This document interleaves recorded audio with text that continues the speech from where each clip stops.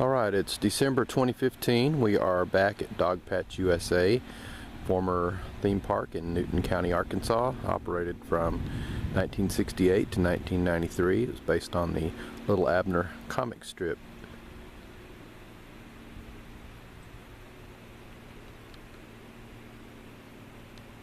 We're going to try to have a look at some of the areas that we missed during the first tour.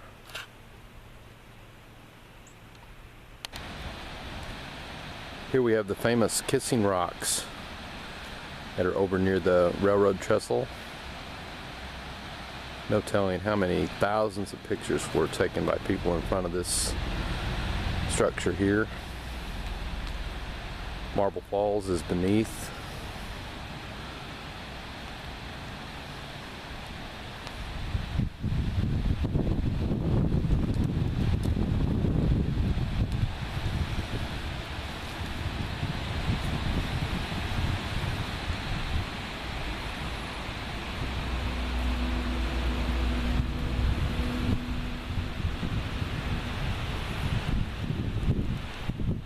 Here stood the famous Earthquake Lagoon Brain Rattler ride.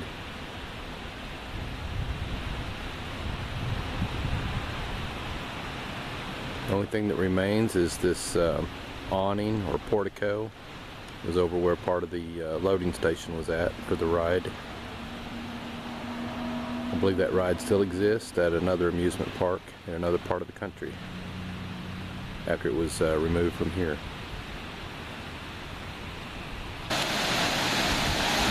We're going to walk down and get a closer look of the falls that are formed by the dam. Railroad trestle overhead, part of the West Poke Chop Special line.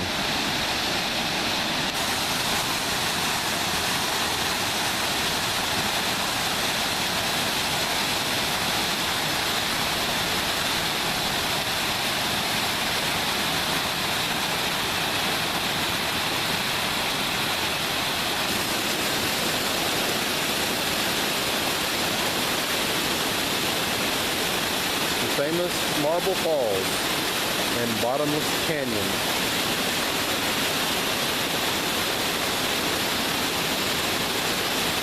They spill into Mill Creek and continue on downstream.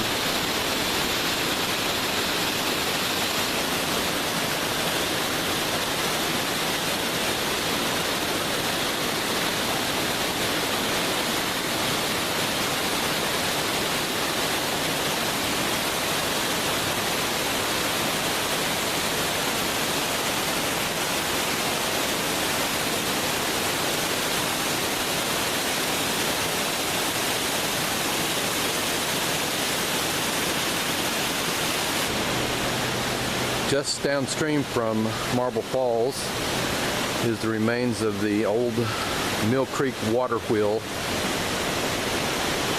Been here for many decades.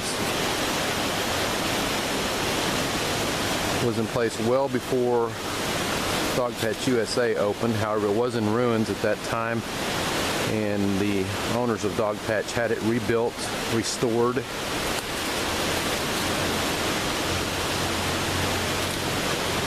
As you can see, it's in ruin once again.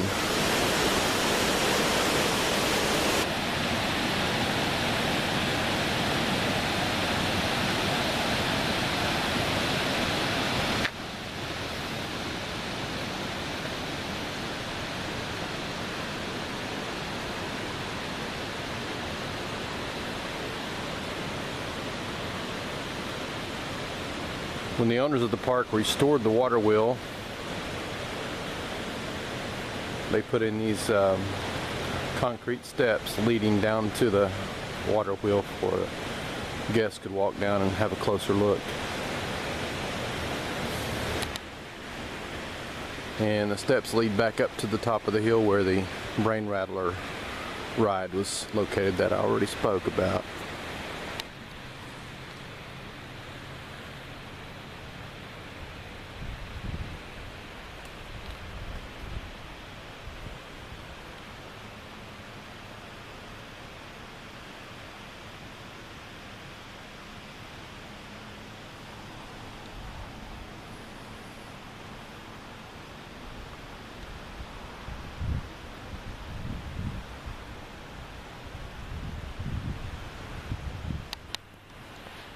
In the same section of park where the Brain Rattler ride set is also the Dogpatch Church or Chapel, and the Skunk Holler Cemetery was either behind the church or to the side. Don't believe there are actual church services held here, but you could get married here.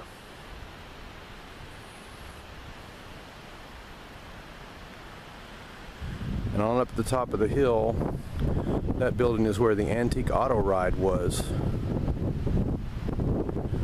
There were miniature antique cars that you could drive around a kind of a bow-tied shaped course. If memory serves, that was the only ride in the park that was independently owned, and you had to buy a special ticket for it. It was not included with the price of admission. This is the front of the building where the antique miniature auto car ride was. The front portico has collapsed.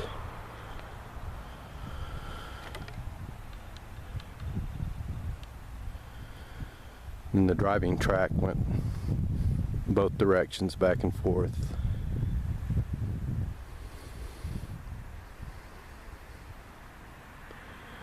There are several good photos online of when this was in operation.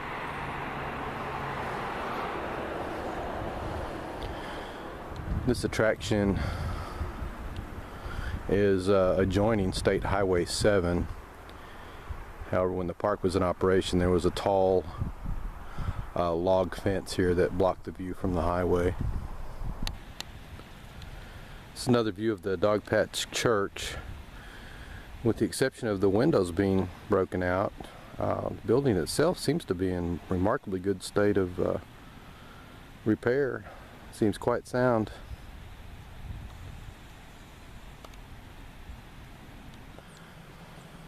Here in this area there were some children rides.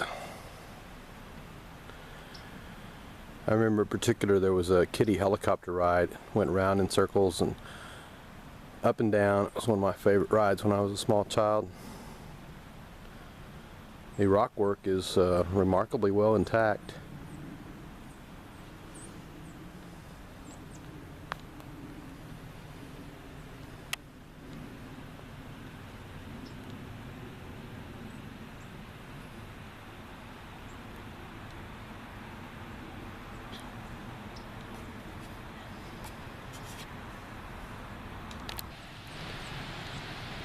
Before leaving this area, this is a shot of the some of the boats from the log boat ride, which is across on the other side of the stream.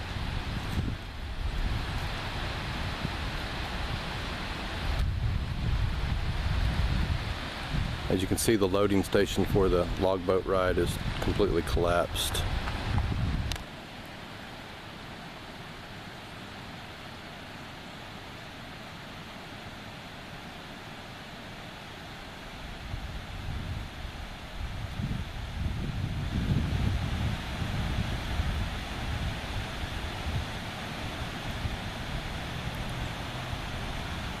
Almost picture the train coming back across the trestle.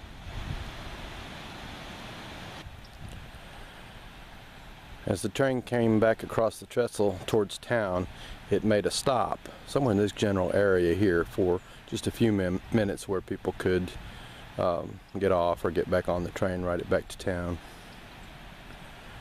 There were some benches here and a little covered area, I believe.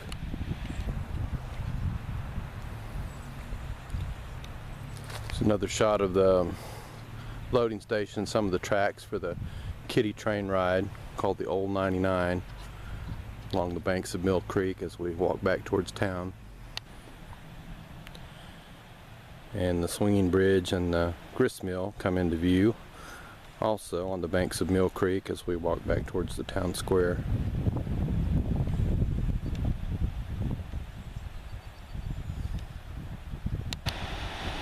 Now this is a nice view of the dam and waterfall that forms the mill pond by the grist mill.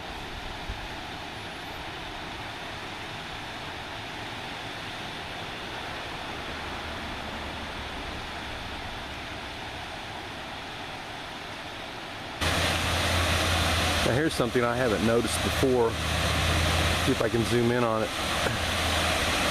One of the little yellow canoes from the kiddie canoe ride. It's over near the bank here.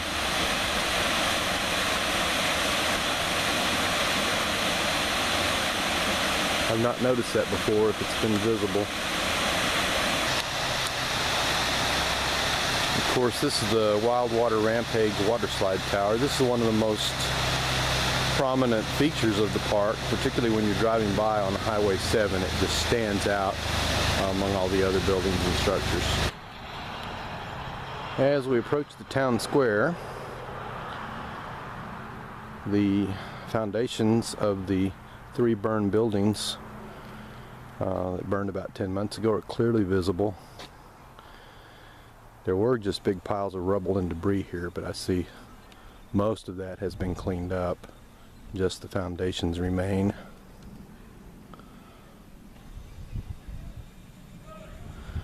The train depot there on the left is the home of the West Pork Chop Special Railroad.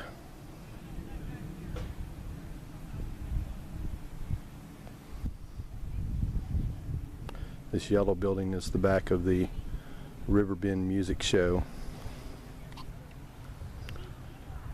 This is the Chicken Shack restaurant.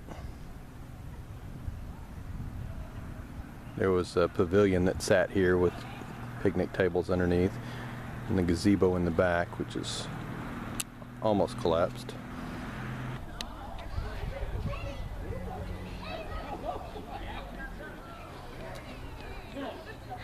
There are a few people here today mingling around the town square, but not very many. Of course, this large building directly ahead was the main building of the town square, called Convention Hall, main stage, main entertainment venue.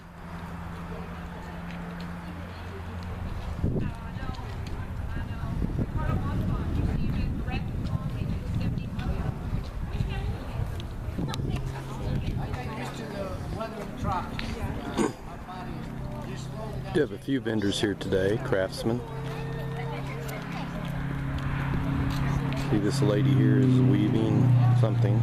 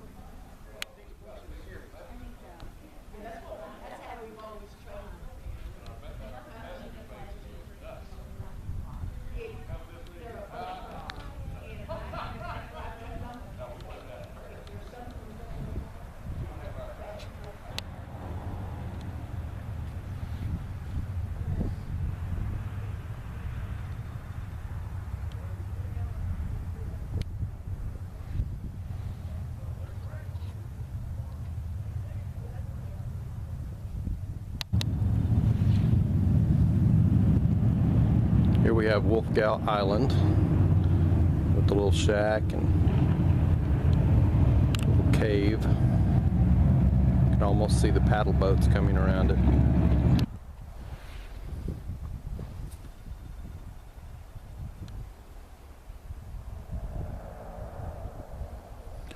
Administration building off in the distance there.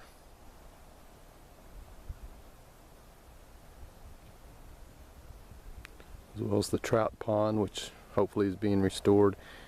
There's a concrete slab here along the driveway, and there were a row of game stations set up there, at least during part of the park's run. And then just beyond the row of games, there was a very famous ride here in this area that was called the Barrel Ride.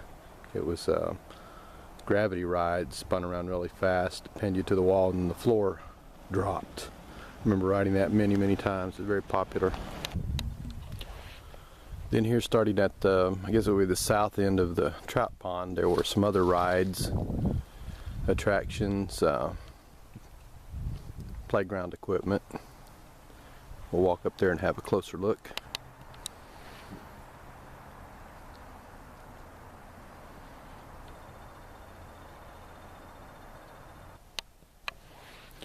Alright, here we have the foundation and part of the wooden railing where the merry-go-round sat. It was called McSwine's Merry-Go-Round, named for the Moonbeam McSwine character in the Little Abner Dogpatch comic strip.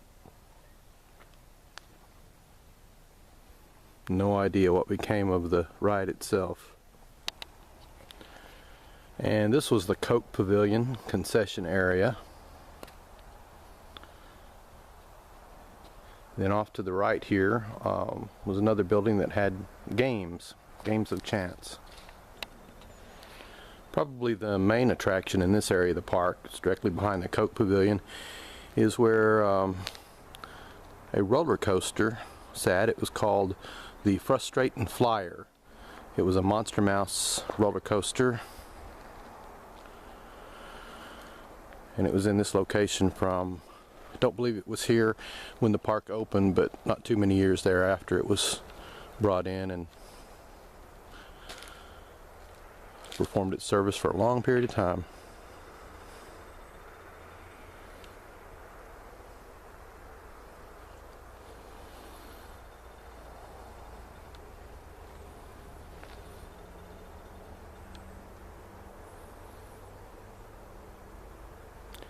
And then back behind, obviously another location where a ride was set up. I do not remember or know what ride was here.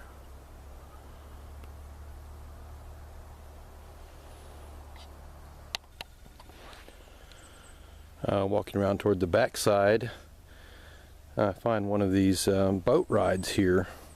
I've seen pictures of them when they were being used on the water down in the mill pond, but seems very much out of place here as there's no water features here. A mystery. At one end of the mill pond sits the famous Big Red Arkansas Razorback, and its final resting place, so to speak. Very popular photo op for guests. Big Red was not located in this spot originally. It was at another location in the amusement park. Not sure where, but I've seen pictures of it. It definitely was not here. So this is at least a second home for it.